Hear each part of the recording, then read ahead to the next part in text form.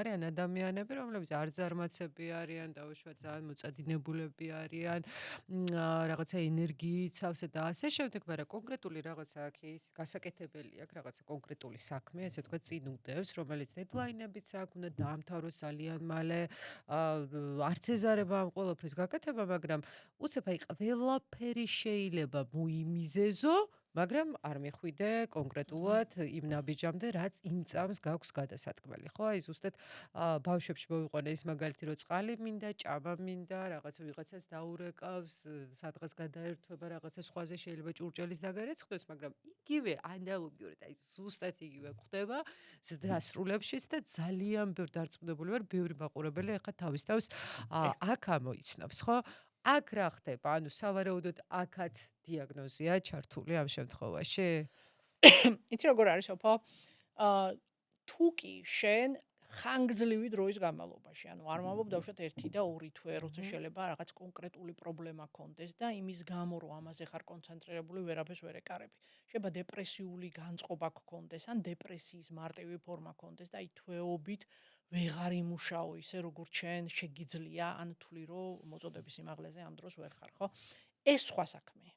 მაგრამ თუ კი შენ წლების განმავლობაში 1 წელი, 2, 3, 4 და ასე შემდეგ გაქვს შემდეგი გამოცდილება, რომ შენ ძალიან კარგად მუშაობ, აი ესეთი დიდი აღფრთოვანებით, როდესაც საქმე არის ახალი, საქმე არის რთული, ასე ვთქვათ, იდეების შრეზე ხარ და დიდი აღფრთოვანება მოგდის ამ საქმის მიმართ და აი ესეთი უზარმაზარი ენთუზიაზმით იწყებ. და როგორც კი უკვე გადადიხარ აი გამების დაკვრა, რასაც ქვია, ანუ ერთი და იგივე რომ უნდა გააკეთო, მოსაწყენი და რუტინული ხდება, იმიტომ კი რომ მოსაწყენი საქმეა, უბრალოდ ესეთ სტადიაში შეხვედი, ხო? არის ძალიან ბევრი წვრილმანი მოსაგვარებელი საკითხი, ხო? აი რაღაცა ძალიან მექანიკური სამუშაოს შესრულება, ძალიან მექანიკურად რეპორტის დამზადება. ანუ მოწყენილობა რაში შეიძლება მოვიდეს და შენ ამას ვერ ეკარები. ანუ როგორც კი შენი ტკბობის ფაზა, ხო? მთავრდება, სრულდება, აი ამ პირველ, ასე ვთქვათ, აღფრთოვანებასთან, ანუ რუტინაში როდესაც გადადის და შენ უკვე შეგიძლია მართლა ყველაფერი გააკეთო, ანუ ფიზიკურიდან დაწყებული ძალიან მინუსკულური, აბსოლუტურად უინტერესო და არასაჭირო საქმეები გამოიგონო, ოღონ ამ რუტინასთან არ მიხვიდე. თუ კი ეს გრძელდება წლების განმავლობაში, დასრულ ასაკში და ბავშვობაშიც, ადამიანმა უნდა უკვე იგულისხმოს, რომ მოდი აბა წავალ და ვნახავ დიაგნოსტიკაზე გავალ, რა არის ჩემ ტვინში ისეთი, რომელიც მე ამას მაკეთებინებს. მეორე ფაქტი ასევე. ADHD ადამიანებს, როგორც ბავშვობაში, ასე დასრულ ასაკში, ძალიან უყვართ ხოლმე კრიზისული სიტუაციები. იმიტომ რომ კრიზისულ სიტუაციაში მათი ტვინი მოწყენილობიდან გამოდის. და იმის მაგერად რომ დაიბნენ კრიზისში თუ კი ვინმე შეიძლება რომ დაეყრდნო, ეს არის ADHD დიაგნოზის მქონე ადამიანები. იმიტომ რომ მათი ტვინი ოპტიმალურად მუშაობს. აი არიან თავისი მოწოდების სიმაღლეზე კრიზისულ ამბებში და ზოგადად კრიზის მენეჯმენტში რო ჩაიხედო, კრიზის მენეჯერების უმეტესობა ან ადამიანები, რომელიც უშუალოდ კომპანიაში და კორპორაციებში კრიზისს მართავენ, კონცენტრაციას აკეთებს ამ შემთხვევაში. საბო კონცენტრაციას აკეთებს, იმიტომ რომ მისი თავის ტვინი ბოლოს და ბოლოს მომარაგდა იმ ნივთიერებებით, ნეიროტრანსმიტერებით, ბოლოს და ბოლოს მივიდა იქამდე, როცა მისმა ტვინმა სიცოცხლე იგრძნო და თვითონ დაინახა, რომ უკვე სრულად არის ცხოვრებაში ჩართული. ძალიან მარტივ ენაზე რო ვთქვათ და რო გავერკვეთ, ეს არის მუდმივი არა ცხოვრების, არამედ მუდმივი სავსე ცხოვრების შეგრძნების სურვილი. ამ ადამიანებს ეს უნდათ რეალურად? ამ ადამიანებს უნდათ რომ სიცოცხლეს აი მუდმივად პულსაციას რო გრძნობდნენ, აი ეს არის მათი. ეგ არ უნდათ.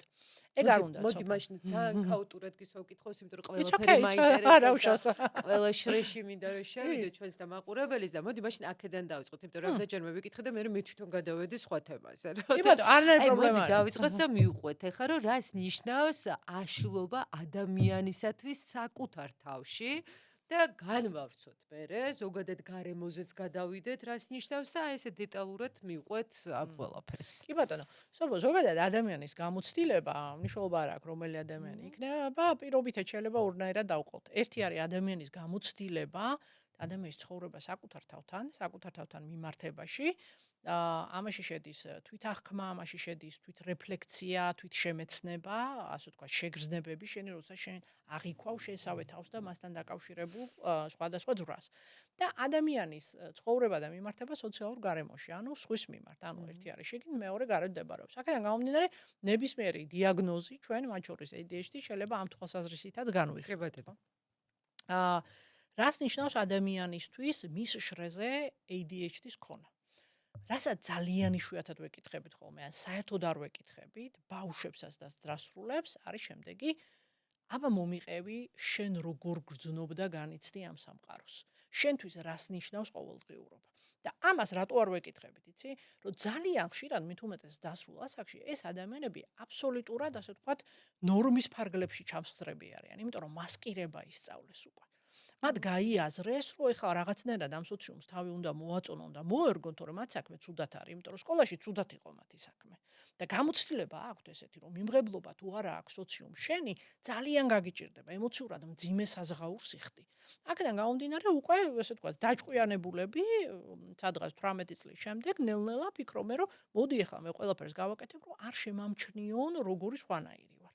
და ამისთვის ყველაფერს აკეთებენ ხოლმე მართლა. ასე რომ ერთ-ერთი მიზეზი თუ რატო შეიძლება რომ ეს ვერ აღმოაჩინო ან მეორე ადამიანს არ კითხო რომ აი შენი ცხოვრება როგორ არის განსხვავებული, ხო? არის ის რომ შენ არ მიგაჩნია რომ იმას შეიძლება რამე ჭირდეს. ანუ მან თუ გითხრა რომ იცი რა მე ADHD და ამი და სტურდა პირველი რეაქცია იცი რა არის? ბოროტულად კი არა, უბრალოდ ეს ავტომატური პირველი რეაქცია მათი უახლოესი ადამიანის. ვაიმე, სულ არ გეტყობა.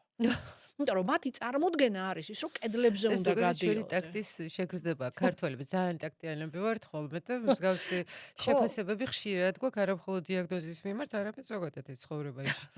ხო და აი ეს სულ არ გეტყობა არის ის რომ მე ჩემ წარმოდგენა მაგ ამის შესახებ რომ ADHD ადამიანი არ ვიცი რა შეიძლება კედლებზე უნდა გადიოდეს შეიძლება ცხოვრება ვერ უნდა აწყოს ზუსტად შეიძლება მაგიტობას დავიწყეთ სხვათა შორის ეს პოდკასტი, იმიტომ რომ ყველას თავის წარმოდგენა აქვს ADHD-სთან კი. დაკავშირებით. მითები და რეალ. აი რაღაცა კი. ეს ვარიანტი არის, რომ ეხა გავერკვევთ, რომ რა მითია და რა რეალობა, ხო? და ამის შედეგი რა არის იცი რომ გარემოდან ესეთი აღქმა არის შემდეგი რომ ჩვენ ჩვენი დაშვებებით ცხოვრობთ და ADHD ადამიანის სამყარო შიგნიდან როგორ გამოიყურება მან თუ არ გვითხრა და გაგვიზიარა ჩვენ ამას ვერასოდეს ვერ მივხვდებით იმიტომ რომ სხვანაირი წყარო არ არსებობს რომ მეორე ადამიანის ტვინშიდან გამოცდილებაში ჩაიხედოთ მან ვერბალურად უნდა გაგიზიაროს ეს ყველაფერი და ჩვენ ამას არ უსმენთ და არც კი გონია რომ გასაზიარებელია და ის იმიტომ არ აზიარებს რომ ეშინია რომ ძალიან უცნაურად არ აღიქვა. ან ეშინია რომ არ გააკრიტიკო და არ უთხრა ეხა იგონებ რაღაცას რა. ანუ დიდობაში უფრო რთულია დაუშვათ დაკვირვების კუთხით ადამიანის სიმპტომატიკის აღმოჩენა, ვიდრე ბავშვობაში მე როგორც ხვდები, ხო? ანუ დიდები უფრო კარგად ფუთავენ ამ ყველაფერს, იმიტომ რომ გამოცდილება უკვე აქვთ და რაღაცნაირად ადაპტირდნენ ამასთან, იციან თუ არ იციან არ აქვს ამას მნიშვნელობა და ბავშვობაში უბრალოდ ვერ ფუთავ ამას და ძალიან ზედაპირზე ჩანს ეს ყველაფერი. კი, ზუსტად ესე. თუმცა უფრო სასაკში, სადაც ეს ადამიანები ამას ძალიან რთულად ფუთავენ, ეს არის სამსახური და ეს არის რომანტიკული ურთიერთობები. უარყოფისადმი სენსიტიური დისფორია. აი არსებობს ესეთი ტერმინი, რომელიც ასევე ADHD-ის ერთ-ერთი სიმპტომატიკა არის. ანუ ესეც რაღაცნაირად აი ამ ტერმინებს ვკითხულობთ, თითქოს რაღაცა შინაარსებს ვიგებთ და ასე შემდეგ, მაგრამ სიღრმეებში მაინც ვერ შევდივართ. მოდი ვილაპარაკოთ ამ თემაზე, იმიტომ რომ ეს ძალიან ხშირად ესე თქვა და თქვი ტერმინი არის და მაინც ჩვენს მაყურებელს აი ამაზეც რო კონდეს წარმოდგენა და მე უკვე გადავიდეთ რომანტიკულ ურთიერთობებზე, არის ძალიან საინტერესო ამ დიაგნოზის მქონე ადამიანებს, როგორი ურთიერთობები უყალიბდებათ ამ კუთხით. კი, სოფო აუცილებელი და მნიშვნელოვანი საკითხია თანაც. RSD ქვია, RSD, ესე, rejection sensitive dysphoria, ინგლისურად და ქართულად ეს ყველაზე, ასე ვთქვათ, შინაარსთან ახლო, შეიძლება შემდეგნაირად ითარგმნოს, ეს არის უარყოფისადმი მაღალი მგრძნობელობა. ანუ რაც ვილაპარაკეთ პრინციპში, რომ ეს ადამიანები ზრდასრულ ასაკში კარგად ფუთავენ თავის თავს, რეალურად აი ეს ყველაფერია არესტი, ხო? და ამ შემთხვევაში, შეფუთო მისი ერთი ნაწილი. შეფუთო მისი ერთი ნაწილი, ანუ მოვდივართ იქიდან გამომდინარე, ოღონდ უარყოფა არ იყოს ჩვენი და მე რას ვაკეთებ? კი ბატონო, გისმენთ. ნამდვილად ესე. ეხლა რას ნიშნავს თვითონ უარყოფისადმი მაღალი მგრძნობელობა?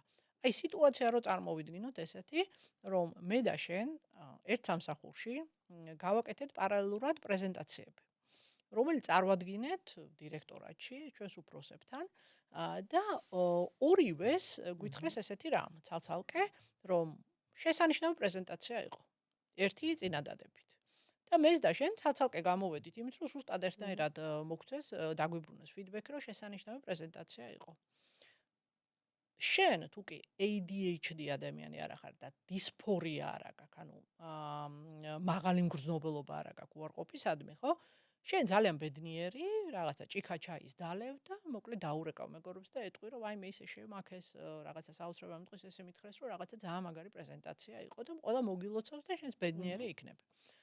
თუ კი მე მაქვს დისფორია, ანუ უარყოფისადმი მაღალი მგრძნობელობა, მე შეიძლება ცხარეცრემლით ვიტირო და ვთქვა ესეთი რამ, რომ ერთი წინადადება მომიგდეს, რომ ეს იყო ძალიან კაი პრეზენტაცია, იმიტომ რომ რაღაცა ძალიან კარგი რო არის, იმას განავრცობენ და ბევრნაირად გეუბნებიან. მოკლედ მომიჭრეს და გამომიშვეს და სავარაუდოდ არაფრად არ მოეწონათ, უბრალოდ ძდილობის გამო დამიბრუნეს ეს პასუხი. ანუ ორი ადამიანი, რომელიც ერთსა და იმავე სიტუაციაში ზუსტად იდენტურში მოხვდა, ერთისთვის ეს იყო ბედნიერი დღე და მეორესთვის ეს იყო ძალიან უბედური დღე. მე აღარ ვამბობ იმაზე, თუ კი დავუშვათ მე და შენ მესიჯს ვწერთ ვიღაცას. ერთსა და იმავე ადამიანს დავუშვათ. და ეს მესიჯი მივწერეთ, მიწერა სოფო მესიჯი და ამ ადამიანმა, ასე თქვა, დაინახა ეს მესიჯი, ანუ დასინას, რასაც ვეძახით, ნახა, დაგიფიქსირდა შენ და არ დაგიბრუნდა მეორე დღემდე. ხო, თუ კი შენ არა გაქვს დისფორია და არა გაქვს ჟნობელობა, მაღალი ჟნობელობა უარყოფისადმი, ხო? შეიფიქრებ ესეთ რამეს, რომ აი მე საწყალე ამდენს მუშაობ და ეთყობა რაღაცა ვერ მოიცალა ჩემთვის და აი ხვალას თუ ხო, ხვალას თუ ვერ მოიცალა, ჩამერთე, ხო? იმიტომ რომ მე მაგალითად ძალიან ბრასტები. ეგეთ რა შეიძლება მე დისფორია არა მაქვს. ან შეიძლება მაქვს, მაგრამ ყოველ შემთხვევაში ეს რაღაცა ესეთი ეთიკური ნორმაცაა, რომ ადამიანმა პასუხი უნდა გაქცეს, რომ დაგიბრუნდები ხვალ, კი ბატონო. მაშინ შევაბრუნოთ, ხო? შენ ხარ ის ადამიანი, ანუ მე ვარ ის ადამიანი, დაუშვათ, რომელიც იტყვის, რომ არა უშავს. გამოვლინდება, რომ მეც ADHD ვარ. ნაწილობრივ ვარ, სხვა შორის მაყურებელს უთხრეთ, რომ მეც ნაწილობრივ ვარ და რაღაცნაირად ხო ვიბრძვი იმ ყოველდღიური პრობლემების გადალახვის, ესე ვთქვათ, შესწავლაში ვარ ახლა, რომ რაც პრობლემატიკა, ესე ვთქვათ, მაქვს და ბარიერები რაც მაქვს, ვისწავლო მე ამის მართვა, ხო? ამიტომ ეს დასამალი დიაგნოზი არც არის და მინდა რომ ყველა მიცოდეს, რომ პირიქით, რაც უფრო შევალთ ამ სიღრმეებში, რაც მეტი გვეცოდინება, მით უფრო გაგვიმარტებდება ცხოვრება. ბოდიში კიდე ისე სხვა ტრაექტორიით წაგიყვანე, მაგრამ დაუბრუნდეთ თემას. ხო და წარმოიდგინე მე შეიძლება ასე ვთქვათ გაგზავნილ და ეგრეთ წოდებულ დასინულ მესიჯზე ვიფიქრო რომ ნუ კაი 3-4 საათი არ დამიბრუნა პასუხი ეთყობა სადღაც არის მე შეიძლება საღამოს ნუ ეთყობა არ ვიცი რაღაც ან გაერთო ან დაეძინა ან საერთოდ გამორჩა რომ დასინა ეს მესიჯი და ნუ არა უშავს რა ხა ხვალ დავაცდე ერთი შუადღეებდი და თუ აღარ დამიბრუნა პასუხს კიდევ იმას ვიზავ რომ არ წაიკითხე ჩემი მესიჯი ჩემთვის ეს ახლა ცოტა საწყენი შეიძლება იყოს რომ რა უბედურება არა მიპასუხე რა ახლა დღესვე მაგრამ ამას ჩემთვის ხასიათის გაფუჭება არ შეუძლია. ეხლა მოდი ავიღოთ ჩემთვის ანუ ვიძახი ზოგადად, როგორც უნდა ვთქვათ ადამიანისთვის, ხო? მაგრამ ავიღოთ ADHD ტვინი, რომელსაც აქვს მაღალი მგრძნობელობა, ხო, უარყოფისადმი. ეს ადამიანი პირველ რიგში იწყებს შემოწმებას, ყოველ 5 წუთში დამიბრუნა თუ არა პასუხი და ნუ არ არის შიგნით დაბრუნებული პასუხი. აი მერე უკვე გადადის სცენარებზე. ნეტა რა ვაწყენინე. და დაიწყებს გონებაში გადამოწმებას წინა საუბრის, მათ შორის წინა იმის, რა ქვია, იმაში WhatsApp-ის მიმოწერის საუბრის გაშიფრვას. მერე უკვე გაახსენდება, რომ აი მე რაღაც მომენტში არ მიყურებდა თვალებში და ცოტა ჩემსკენ გვერდით იჯდა იმ შეკრებაზე. ხო და რა იყო ეს? ანუ იქნებ რამე ეწყინა, არა კაცო აშკარად ეწყინებოდა, იმიტომ რომ ყოველთვის პასუხს მიბრუნებდა. და ამ დროს შეიძლება საღამოს ამ ადამიანმა გადმორეკოს ან მოგწეროს დიდი ბოდიში რა სოფო რა რაღაცა საგიჟეთი მქონდა აბსოლუტური ვერ გამოვედია ასე თქვა შეხვედრებიდან და დაგიგვიანე პასუხი მაგრამ ესეა და ესეა და იმ ადამიანმა მოგწერა ძალიან ისე გულღიად და ამ დროს სოფოს ნაცხოვრები აქ ტრაგედია უკვე იმიტომ რომ ყველაფერი წარმოიდგინა წარმოიდგინა რომ ის ადამიანი ხმას ცხოვრებაში არ გაქცევს, წარმოიდგინა რომ ეს ამდენე საქმეს გაურჩევს, წარმოიდგინა რომ მათი მეგობრობა დამთავრდება, წარმოიდგინა რომ აქამდე რაც ჰქონდათ, ხო, ეს დრამა ახლობობა ქვინებს რო ეძახიან ADHD-ის მატარებლები არიან ესე იგი უპირველესობა. ხო, აი ეს დრამა queen თვითონ ეს ტერმინი ძალიან არ მომწონს, იმიტომ რომ ადამიანის ემოციურ სამყაროს შეურაცხყოფას აყენებს, ხო, იმიტომ რომ ჩვენ ყველა ჩვენებური ვართ ემოციების დამუშავებაში და გამოხატვაში. ხო და აი ეს არის, იცი? ანუ განსხვავება მაგაშია ზუსტად, იმიტომ რომ შეიძლება მეც მეწყინა და სოფოსაც ეწყინა, მაგრამ ჩემთვის ეს ასატანი იყო და ასე ვთქვათ, არ დამიბინძურა და არ გამიფუჭა დანარჩენი დღე და სოფო შემდეგი 4-5 საათი ხო გაუფუჭა და გადაიყვანა ასე ვთქვათ მთელს ნარატივში. და ნუ საოცარი რაღაც ამბავი გამოატარა. შეგვიძლია შევადაროთ მაგალითად აი ემოციური წალეკვა რაღაცნაირად ზუსტად ეგრეა. და ის დატბორვა რაღაც აპოკალიფსური რაღაცა სცენარი შენს თავს რომ აი მორჩა ეს ძალიან მარტივი მაგალითი იყო შენაც მოიყვანე და შეგვიძლია განმაზოგადოთ ნებისმიერ მაგალითზე დაუშვათ რომელიც კიდევ და კიდევ ემოციურად საშინელად გდრგუნავს, ხო? აი როგორ უნდა მოვერიოთ ამ ყველაფერს მოდი ეგეც შეუძლია. ეს ყველაზე დრამატულად სოფო ჩანს რომანტიკულ ურთიერთობებში. იმიტომ რომანტიკულ ურთიერთობებში ადამიანები გაცილებით უთმო მოწყვლადები ვართ, ძალიან ბევრი ჩვენი ბავშვობის გამო ძირითადად და ძირითადად იმის გამო რომ ჩვენ თავის დროზე ტრავმები გვაქვს მიღებული, ხო? რომანტიკულ ურთიერთობებში ფაქტობრივად ასე ვთქვათ გაშიშლებული ნერვებით შედიხარ და შეუძლია ადამიანს ძალიან მარტივად იმოქმედოს შენზე. რომანტიკულ ურთიერთობაში მაღალი მგრძნობელობა უარყოფისადმი არის ერთ-ერთი წამყვანი, რაც ემართებათ ხოლმე ხშირად ADHD-ის მქონე ადამიანებს. ყველას არა, მაგრამ ძალიან დიდ ნაწილს მათსაც. იმიტომ რომ ურთიერთობაში ისინი შედიან ძალიან სწრაფად. საერთოდ სისწრაფე ახასიათებთ მე მგონი, ხო, ADHD ადამიანებს. RSD უფრო სწორად, ხო, RSD ადამიანებს, ხო? სისწრაფე. კი, ზოგჯერ არა. კიდე სხვა რაღაცაა ერთ-ერთი კომპონენტია, რომელიც ახლა არ მინდა ველაპარაკო, მაგაზე მე ვისაუბროთ, ხო, იმიტომ რომ უნდა ცალკე დაუთმონ დიდი დრო, იმიტომ რომ შეიძლება იყოს აბსოლუტურად მოდუნებული, აი როგორც ზლოზუნით დადიოდეს, ზლოზუნით მოქმედებდეს და რომ ეუბნები რომ ADHD შეიძლება ჭირდეს, ბიჭო, ამას ADHD გეხოცები, ნელ-ნელა გადაადგილდება ზარმაცასავით, ამას რა ADHD უნდა ქონდეს. არა არის ესეთი ფორმას და ანუ რაღაცა სხვა დიაგნოზის სახით არის უკვე, მაგრამ ის ნაწილი რომანტიკულ ურთიერთობებს მე მგონი ყველაზე საყვარელი ნაწილი იქნება ჩვენი მაყურებლისთვის, ყველაზე დაინტერესებს. კი. აი რომანტიკულ ურთიერთობებში შეიძლება ძალიან სწრაფად შევიდნენ და იყვნენ ძალიან თბილები, იყვნენ ადამიანები, რომლებიც პირველ ნაბიჯსაც დგავენ ხოლმე იმის დამიხედვით თუ რამდენად აძლევენ თავის თავს უფლებას და თითქოს ეს პირველი ეტაპი ძალიან სწრაფად მიყავთ, იმიტომ რომ მათთვის როგორც იქნა დადგა სიტუაცია, როდესაც ისინი აღფრთოვანებულები არიან. იმიტომ რომ ნახე ADHD ტვინი არის მოწყენილი ტვინი. ეს არის ტვინი, რომლისთვისაც ცხოვრება აღფრთოვანებებისგან არ შედგება. და აი რომანტიკულმა ურთიერთობამ იცის რომ ცალში აგიყვანს და რაღაც ვეღარ აღფრთოვანებას ეძებენ. აღფრთოვანებას ეძებენ და ცხოვრებაში აი რაღაცა ემოციურ დიდ ჩართულობას. ეს მოაქვს რა თქმა უნდა რომანტიკას პირველ ეტაპზე განსაკუთრებით. ამიტომ თავს გრძნობენ, ასე ვთქვათ, დიდ სამოთხეში. აი რაღაცა პერიოდი, როდესაც გადის სოფო და ეს არის ძალიან მცირე პერიოდი. შემდეგ უჩნდებათ უკვე შიში, რომ ეს რეალურია ნამდვილად. ეხლა ამ ადამიანმა რომ იმატოვოს აი ამ ტკბობის შემდეგ, მე ხო ეს საერთოდ გამიქრებას, აი ისინი ისევ იქ ჩავარდები, სადაც ვიყავენ, გაცილებით უარესად გავხდები. ანუ რას ნიშნავს ეს, რომ მე ღირსი არა ვარ, რომ სიყვარული მქონდეს და მოდის ხოლმე ძალიან დიდი შიში იმის, რომ აი ხა ეს ყველაფერი არ დაკარგონ. და ამ შიშისგან გამომდინარე იწყებენ უკვე იმის მტკიცებას, ან იმის მოთხოვნას მეორე ადამიანისგან, რომ ნამდვილად უყვართ. Okay? ანუ შეიძლება იყოს მესიჯი სადა ხარ ამდენი ხანი და უშუალოდ ადამიანმა არ მოგწეროს მესიჯი, შენ ავტომატურად ჩათვალო ესეთი რაღაცა, რომ არა აღარ უყვარ ვარ ისე ძალიან, აი ადრე რომ წერდა 2 საათში ერთხელ, ეგრე აღარ მწერს, ახლა 4 საათში ერთხელ მწერს და აშკარად სიყვარული აღარ აქვს ჩემს მიმართ. თუ კი არა გაქვს დისფორია, ამ შემთხვევაში როგორ რაღაცა იცი რომ ხო რაღაცა მიზეზი აქვს შეიძლება, რა ცოტა გაღიზიანდე რომ რა უბედურებაა რა როგორ არ გავახსენდი 4 საათი, მაგრამ ისე გადაიტანო, ხო ნუ არ უშავს არ გავახსენდი, ხა ადამიანია დიდი ამბავი, შენ თავს შეუთხრა რა. აი თუ კი დისფორია გაქვს, ხო, მაშინ უკვე იწყებ რომ არა აშკარად ეგრე აღარ არის. აი რომანტიკულ ურთიერთობებზე როცა ვსაუბრობთ, მე არაერთი ფსიქოლოგისგან მსმენია, შენგანაც მსმენია სხვათა შორის, რომ სიყვარული გარკვეული აშლილობა არის თავისთავად. არის ეგრე? და თუ ეს გარკვეული აშლილობა არის, ამ შემთხვევაში ხა რასაც ყვები მაგალითად ძალიან ბევრ შეყვარებულ მოდი ბიჭებზე არ ვისაუბრებ, ალბათ კაცებსაც აქვთ, ბიჭებსაც აქვთ ეგ შეგრძნებები, ეს ემოციები, რაღაცნაირად შიში თუ ასე შემდეგ, მაგრამ ძალიან ბევრ გოგოს აქვს ხოლმე, ხო, ქალს თუნდაც. და მგონია რომ ისედაც ახასიათებს სიყვარულს, მოწონებას, რომანტიკულ ურთიერთობებს, რაღაცა ეს ეიფორიული ნაკადი დაუშვათ, რაღაცა შკალა, ესე ვთქვათ, რომელიც ხან ზევითაა, ხან ქვევითაა, ხან ნერვიულობ, ხან შეიძლება იეჭვიანო, ხან შეიძლება რაღაცა მოგეწონოს, ხან შეიძლება შეშინდე, რომ ვაიმე ისეთი პასუხი არ მომიბრუნე და განსაკუთრებით საწყის ეტაპზე, აჰა. ხო?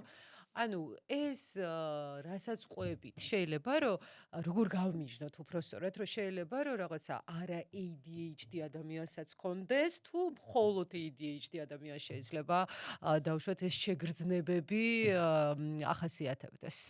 სოფო ნახე, განსხვავება წამლსა და საწამლოს შორის არის დოზა. ოკეი.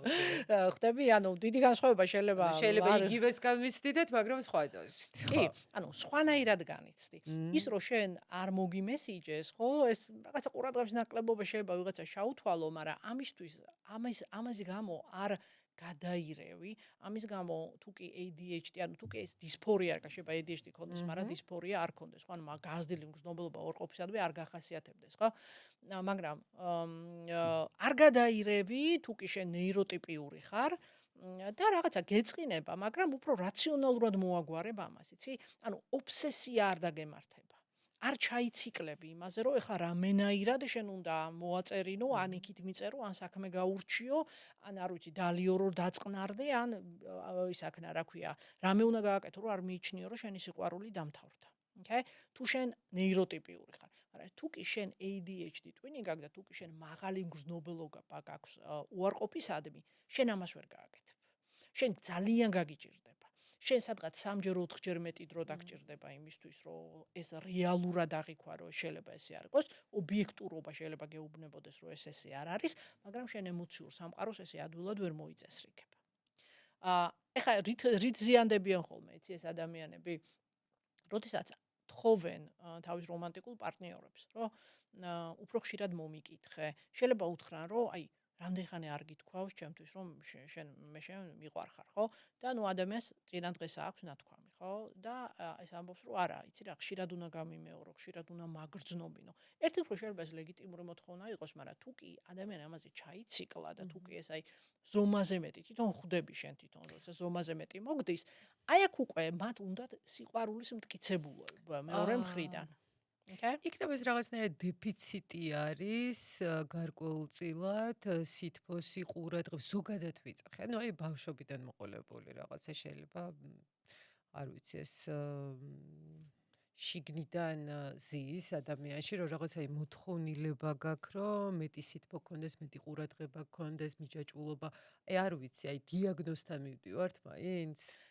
მინჯაჭვულობა შეიძლება ყველას გქონდეს, სითბოს მოთხოვნილება ყველას გქონდეს და ფრუსტრირებულიც ყველა ვიყოთ იმასთან აი ხეთ დაკავშირებით. რატო გიძიებ ესე იცი აი მაინც ვიძებ ესე თქვათ განსხვავებას და დარწმუნებული ვარ ჩვენს მაყურებელსაც იგივე კითხვები ექნება რომ ვიც მაქვს თუ რაღაცა ეგ და რა ADHD ვარ და შეიძლება საერთოდ არ გქონდეს ამ პირიქით ხო ანუ აი მაგიტომ ვარ მე ჩაძიების პროცესში რომ აი რიცხავ და რეაქცია არის რეალურად განსხვავებული. შენი რეაქცია ხო შენი პასუხი არის რომ დოზირება დოზირება და მეორე დოზირება. ნახე როგორი რაღაც არის, აი ემოციურ წალეკვასთან დაკავშირებით,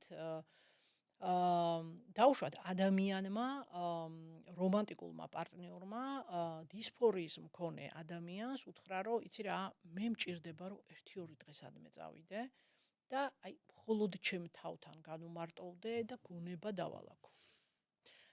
დისფორიის მქონე ადამიანისთვის ეს არის განგაშის ზარის ჩამოკრა. ამან შეიძლება მას ჩამოუნგრიოს მთლიანად შინაგანი სისტემა და აი იმ დღეს მართლა გეგონება ცუნამი დაეტაკა და არ ვიცი სადღაც ოკეანეში წაიღო ეს განცდა კონდეს.